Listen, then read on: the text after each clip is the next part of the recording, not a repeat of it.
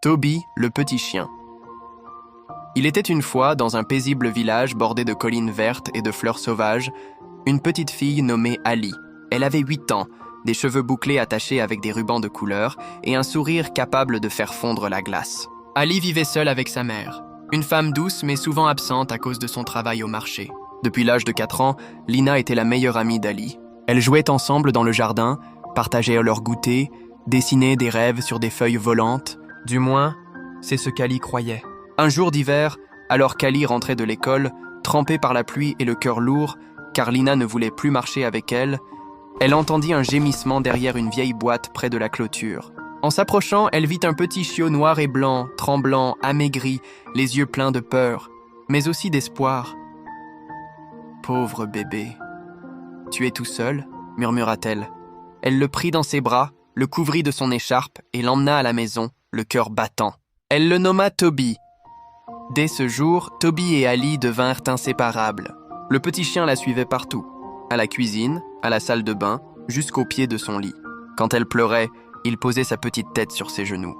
Quand elle riait, il tournoyait de joie. Il ne parlait pas, mais il comprenait tout. Mais Lina, elle, devint distante. Un jour en classe, Lina dit à tout le monde « Ali préfère un chien à moi maintenant.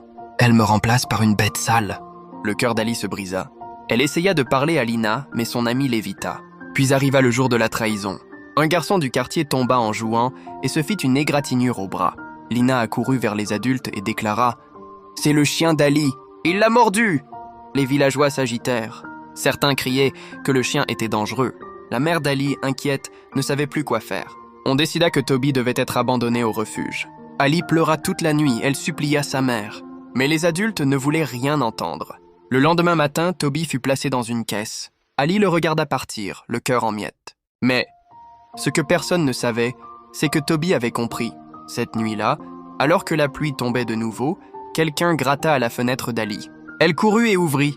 C'était Toby trempé, fatigué, mais revenu vers elle. Il s'était échappé du refuge, traversé la forêt, guidé par son seul amour pour elle. Ali le serra contre elle, les larmes aux yeux. « Tu es revenu ? Toi, tu ne m'abandonneras jamais, hein ?» Quelques jours plus tard, un autre enfant avoua la vérité. Le chien n'avait jamais mordu personne. C'était un mensonge inventé par Lina, poussé par la jalousie. Lina fut confrontée par les adultes. Elle perdit la confiance du village et l'amitié d'Ali à jamais. Mais Ali ne perdit rien. Elle avait gagné bien plus. Avec Toby à ses côtés, elle comprit ce que voulait dire l'amour vrai, la fidélité silencieuse et surtout, la force d'un lien qui ne se brise pas, même dans la trahison. Des années plus tard, Ali écrivit un livre intitulé